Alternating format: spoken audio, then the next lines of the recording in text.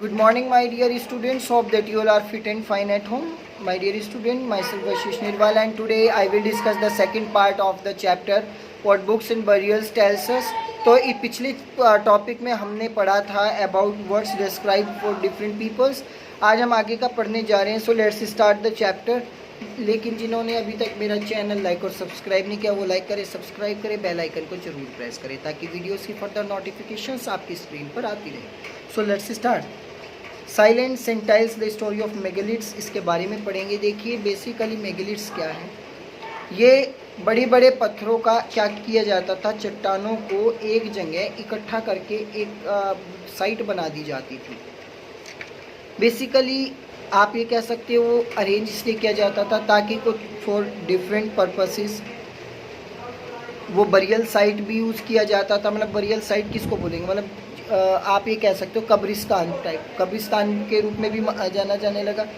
और लगभग ये बरियल मेगालिथ्स का ये प्रैक्टिस लगभग आज से 3000 वर्ष पहले से शुरू हो चुका था. अब मोस्टली आपके डेक्कन, साउथ इंडिया, आपका नॉर्थ ईस्ट जैसे और कश्मीर में ये सबसे ज़्यादा होने लगा.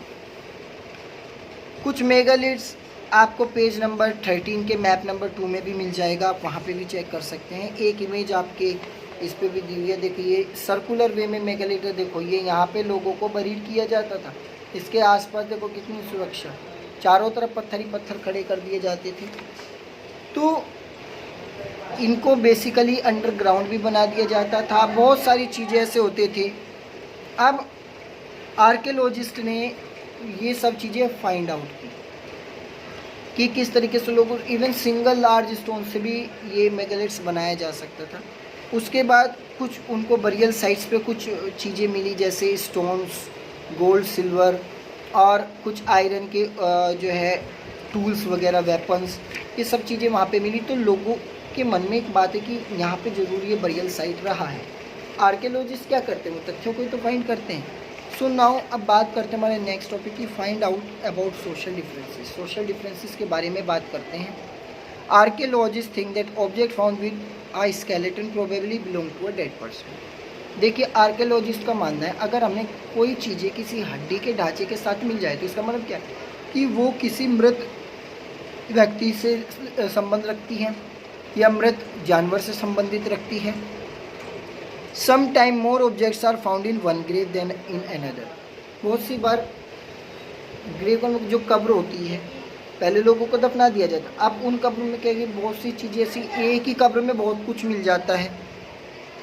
The Brahmagiri on map 2 page number 13 पर आप देख सकते हैं. Here one skeleton was buried with 33 gold beads, 2 stone beads, 4 copper bangles and 1 conch shell.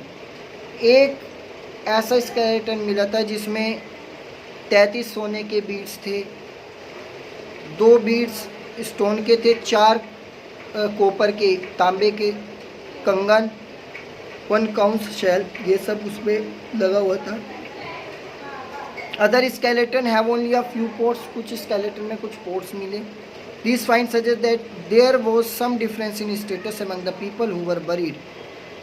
देखिए तो इससे स्टेटस पता चलता था. मतलब जो जिस स्केलेटन के पास घड़े बड़े पाए, मतलब वो गरीब, जिसके पास गोल्ड, कॉपर, सिल्वर ये मिले तो मतलब वो एक रिच फैमिली से बिलोंग करने वाला.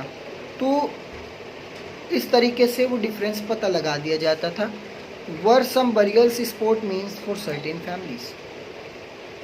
क्या कुछ जो बरियल्स है वो स्पॉट माने गए कुछ फैमिलीज़ के लिए. Sometime megaliths contain more than one skeleton. Megaliths में एक से ज़्यादा स्केलेटन भी हो सकते थे.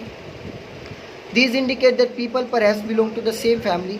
क्योंकि क्या करते थे, एक ही परिवार की एक ही समाधि बना देते थे. सपोज आज कोई मर गया, दफना दिया, 1 साल बाद, 5 साल बाद उसी परिवार का कोई दूसरा सदस्य मर गया, अलग से कब्र नहीं खोदी जाती, उसी कब्र को खोदेंगे, उसी में दूसरे को भी उसी में.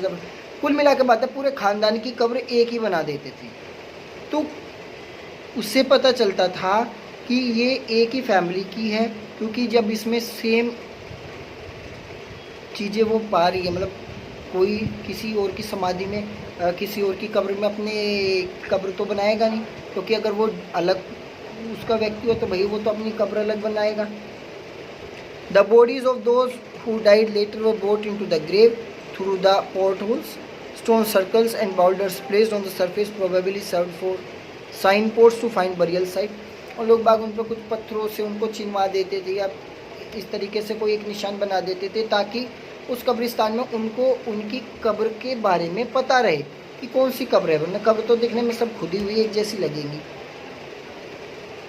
आई स्पेशल बरियल एट इनाम गांव। इनाम गांव में एक इम्पोर्टेंट बरियल है, स्पेशल बरियल। आइए पढ़ते हैं। फाइंड ईमान गांव ऑन मैप 2 पेज नंबर 13 पे ये मैप दिया हुआ है। ये वो साइट है जो रिवर गोंड पे है, a tributary of Bhima. It was occupied between 3600 and 1700 years ago. लगभग ये आज से 3600 से 2700 साल पुराने की बात है। Here adults were generally buried in ground. जो एडल्ट्स होते थे, जवान होते थे, उनको ज़मीन में दफनाया जाता था। Laid one straight with the head towards the north. North दिशा में उनका सिर, दक्षिण दिशा में उनके पैर। Sometime burials within the houses. कभी कभी लोगों की कब्र घरों में भी बना देते थे। Vessels were probably contain food and water were placed with the dead.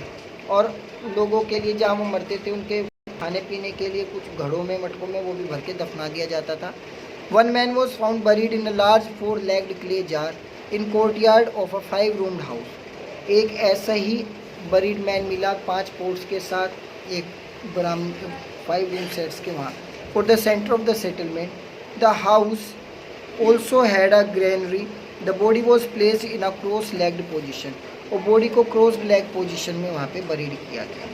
अब बात करते हैं लास्ट टॉपिक की अपने चैप्टर की, दैट इज़ ऑक्यूपेशंस एट ईमान गांव। ईमान गांव के ऑक्यूपेशन के व्यवसाय की बात करते हैं। Archaeologist have found seeds of wheat, barley, rice, pulses, millet, peas and sesame. तो आर्कियोलॉजिस्ट ने बहुत सी ऐसी चीज़ें वहाँ पे देखी, चाहे वो गेहूँ हो, दाल हो या कुछ चने वगैरह, ये सब वहाँ पे देखे।